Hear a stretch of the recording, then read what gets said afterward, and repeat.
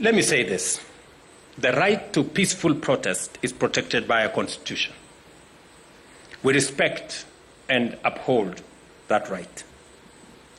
But what we witnessed was not peaceful protest. It was calculated chaos.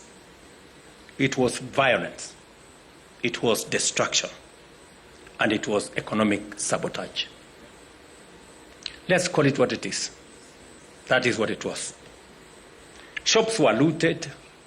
Businesses, some built over decades, were burnt to the ground.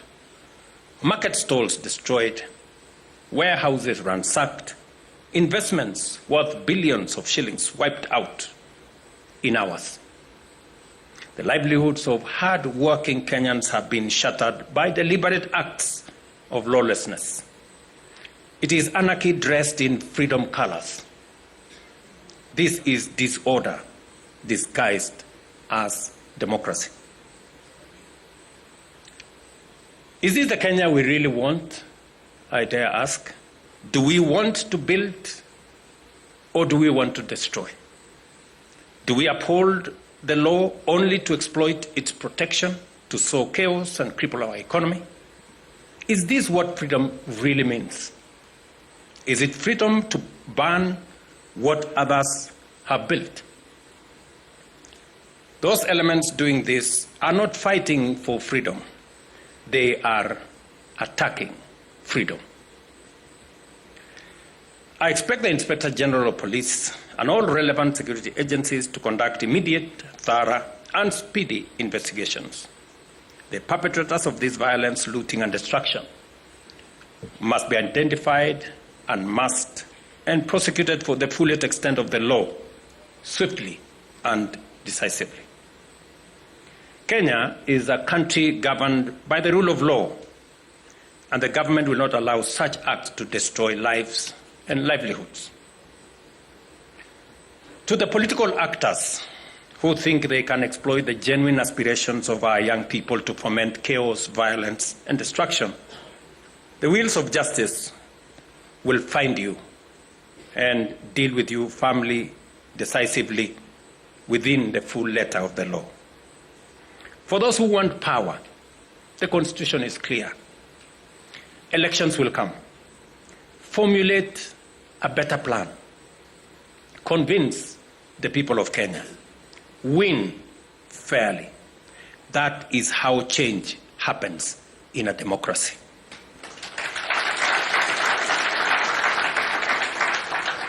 Replacing a working plan that you may not like with no plan or with hate and violence will only make things worse, not better. And let me say this for the avoidance of any doubt. I know many families are hurting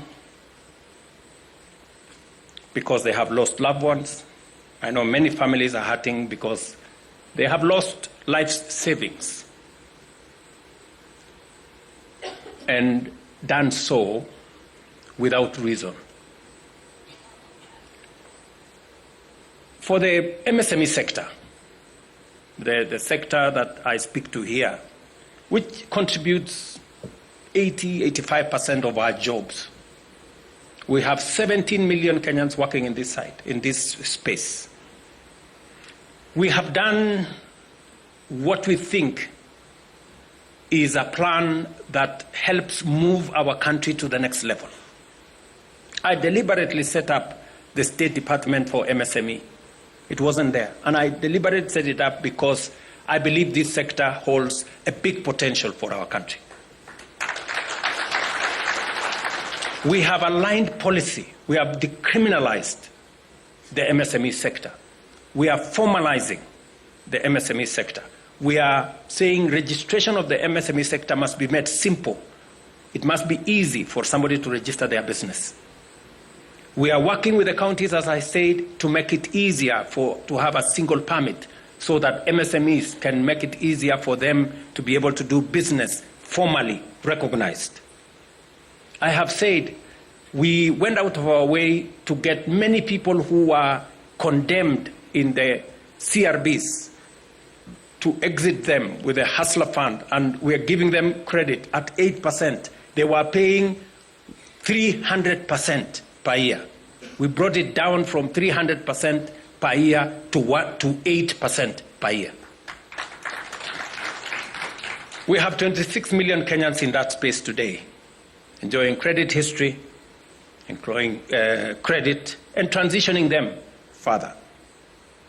In fact, we are now working with the World Bank and other partners to see how in that hustler fund ecosystem, we are working on identifying at least 100,000 micro enterprises so that we can give each and every one of those 100,000 micro enterprises 50,000 grant to be able to scale up their businesses.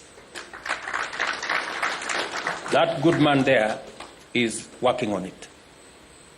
Okay? As part of graduating businesses from a smaller threshold to the next threshold. As I have said, we are